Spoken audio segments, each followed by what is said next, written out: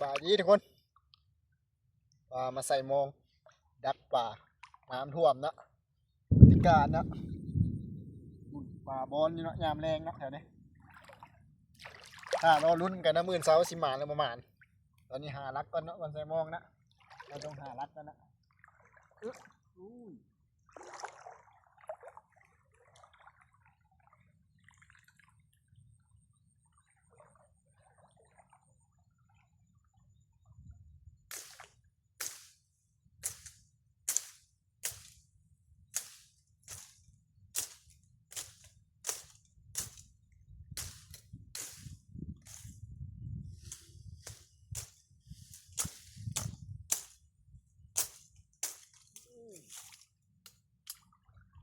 บรรยากาศยามแรงทุกคน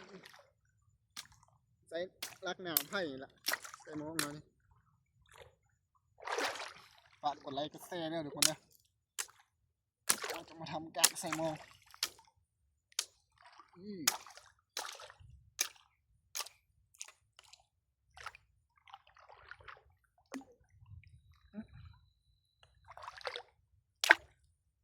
น้ำไหล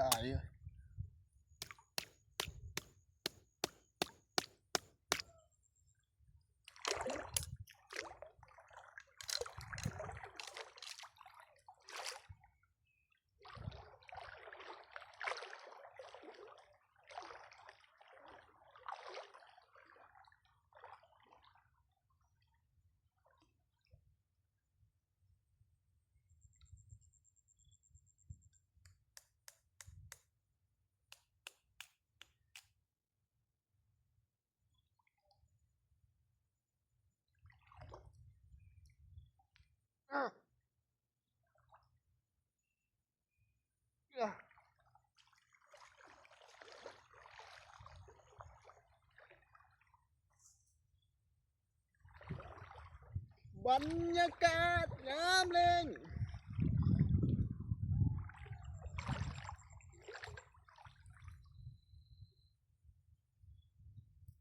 มองกับสั้นๆแค่นี้มองเราจะได้ปลาไหมท่านผู้ชม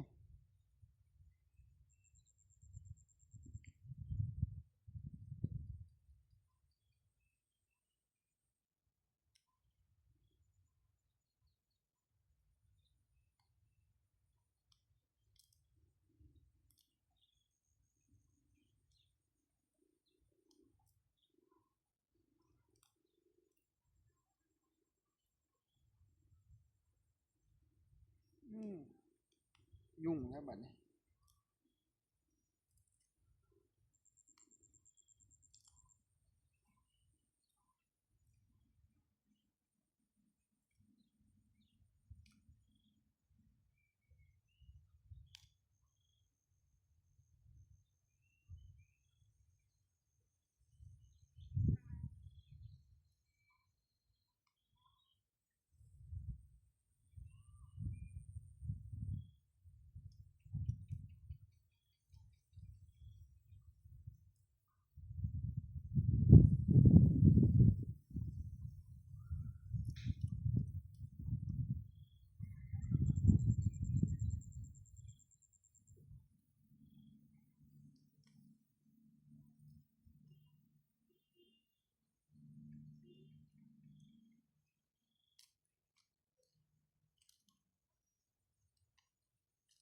แล้วได้ยุ่งแล้ว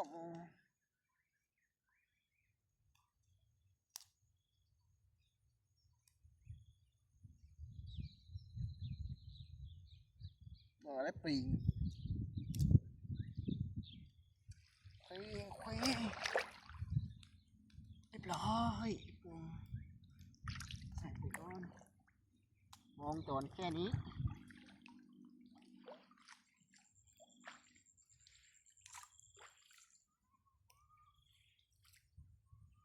จะได้ปลาดีไหมท่านผู้ชม